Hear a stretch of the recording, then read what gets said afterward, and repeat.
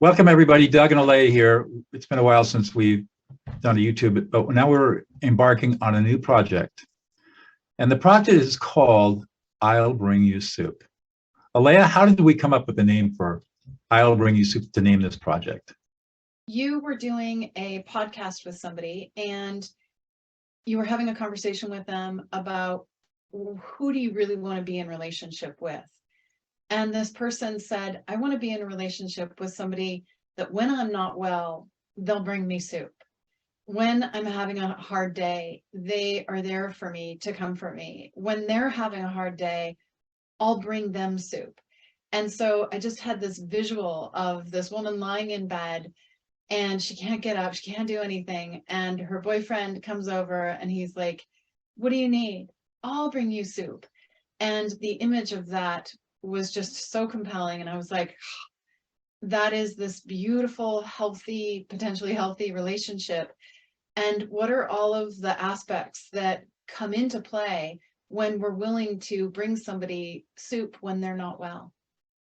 And so this project is all about how to cultivate 3 separate skills inside yourself that allows you to be that person that says, I'll bring you soup with grace and compassion and love. So let's take a moment and talk about what these 3 basic skills are. And in this project, we will be going into depth about how to develop these skills and illustrating each skill and with many, many stories from our clients and our own experience so that you can learn how to be able to say to somebody that you love, I'll bring you soup forever. So the first skill, and probably the foundational skill to everything, is learning how to listen and validate and reflect emotions. This is called affect labeling. It's what I teach. And Aleya and I have both found that the skill of affect labeling is a very deep listening skill where you learn how to ignore the words, read emotions, and reflect back emotions with the use statement. The second skill, Aleya, is all about identifying your needs and meeting your needs inside. So we all have core needs and those needs are important, but a lot of the times we look for our needs externally in the relationships that we're in. And an example would be wanting to be respected by the people in your life. And so now you're essentially giving responsibility to be respected to the people in your life. And the moment that you give responsibility away, you move into actually the seat of the victim. And that is incredibly disempowering. It also creates a codependence in your relationships with people. And so the second core skill set is learning how to be aware of your needs and then take responsibility for meeting your needs deep in your core. So the first skill is learning how to validate emotions. The second skill is learning how to meet your own needs internally without needing other people to fill your needs. And the third skill, Aleya? Self-love. So learning how to love something inside yourself. It's not about loving your accomplishments, loving what you do, loving what people think of you, relying on other people to love self or have a sense of self-worth. It's about identifying a vibration and energy that flows within you that is an aspect of your essence. It's that part of you that's divine, and being able to connect with that quality that's within you and deeply, profoundly loving it, valuing it, appreciating it, respecting it. Then you move into a deeper sense of self-love, self-worth.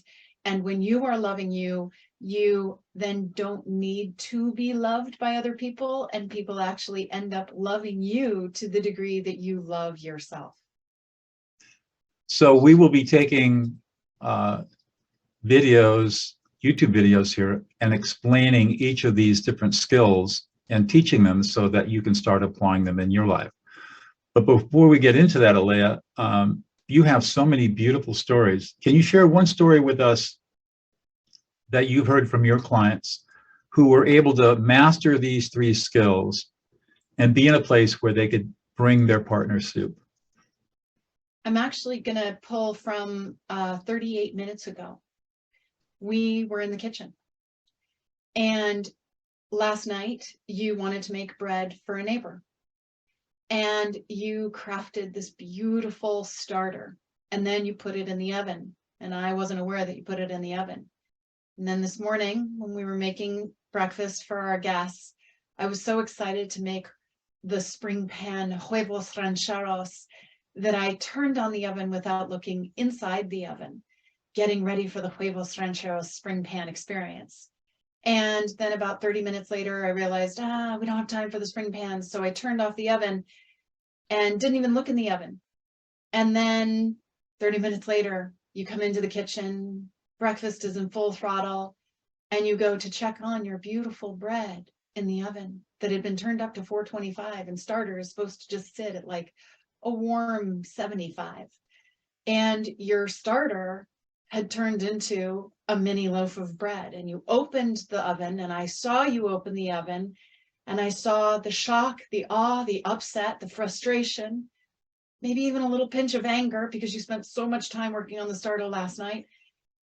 And you closed the oven, closed your eyes, and I realized that I'd turned on the oven and I'd ruined your bread. And you walked over to the door, you didn't even say anything, and I immediately went into, quick label.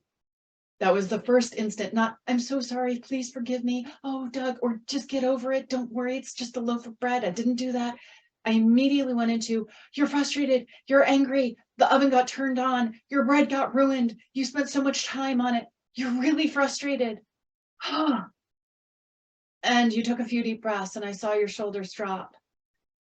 And you came back to your center, and you came back into the kitchen, and you smiled, and you validated your own emotions.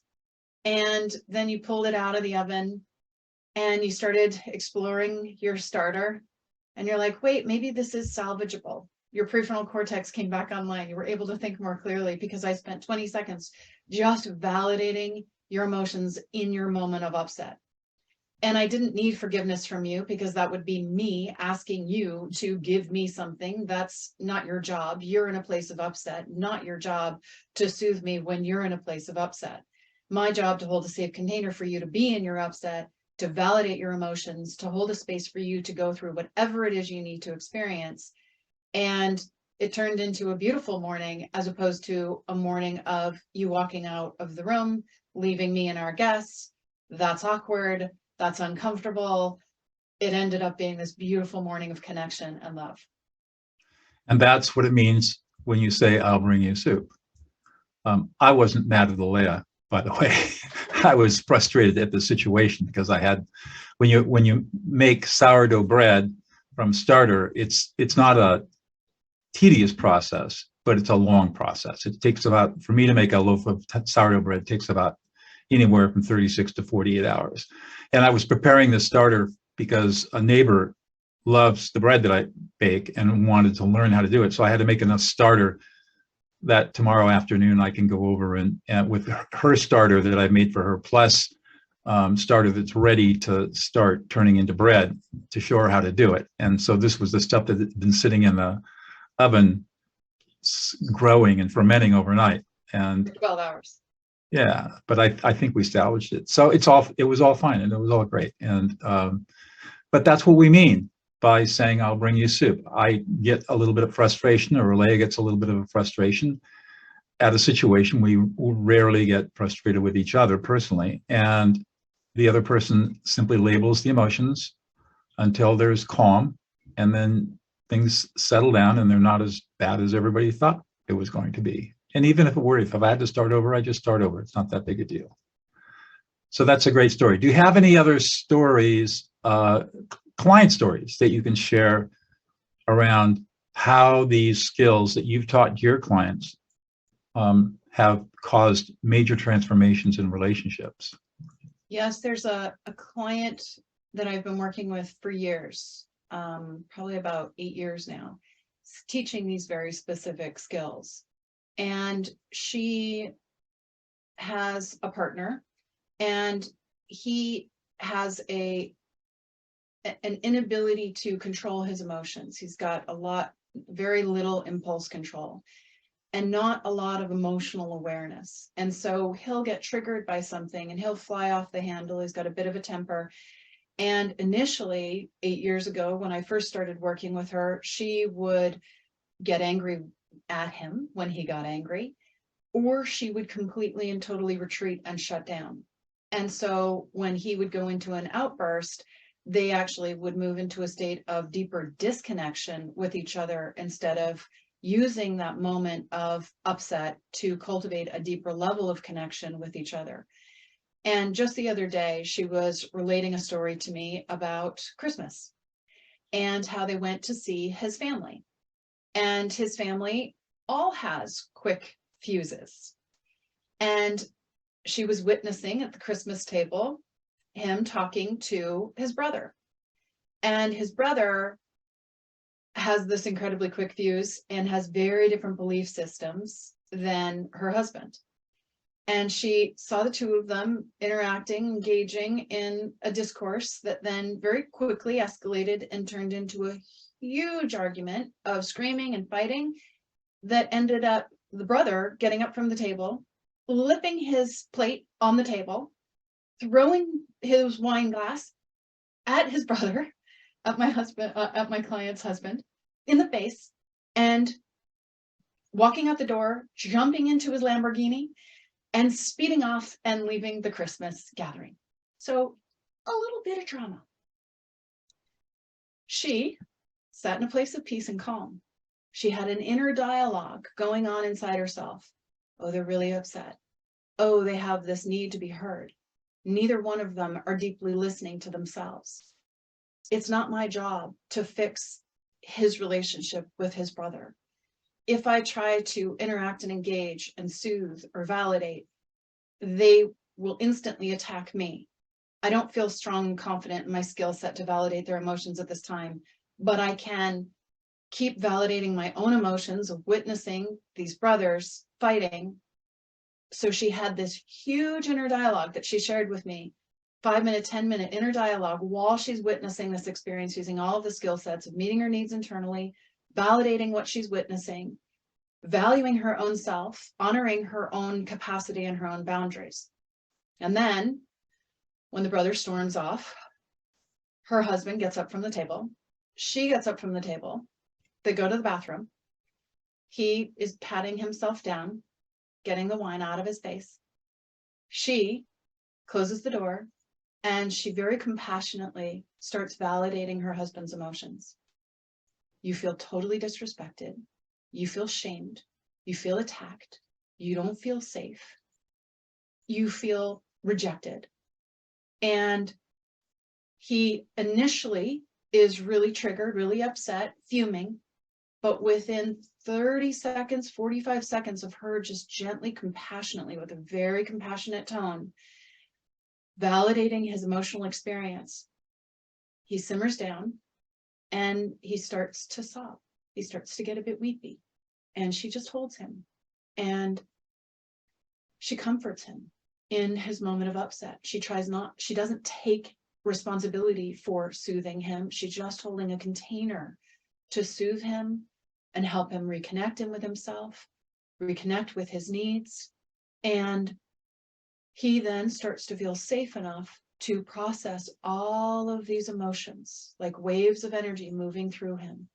And she, again, is very in tune to energy. She's super sensitive. And so she can feel this vibrational shift that starts to happen in his body while she's holding him and he's gently weeping. And then she feels him take a huge deep breath and he says, "Thank you." And the two of them, that moment, they got so close. There was a level of intimacy that they had been wanting and yearning for. And so in these moments of upset and conflict in our life, with people in our life that we do love, that we do care about, how can we hold a container where we grow closer? And then we have awareness because there's a bond of safety. When we're safe, we become more aware. When we are not safe, we will not become more aware.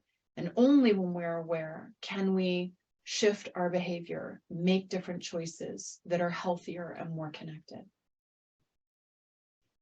That's a beautiful story. And it's a perfect example of what it means when you say, "I'll bring you soup."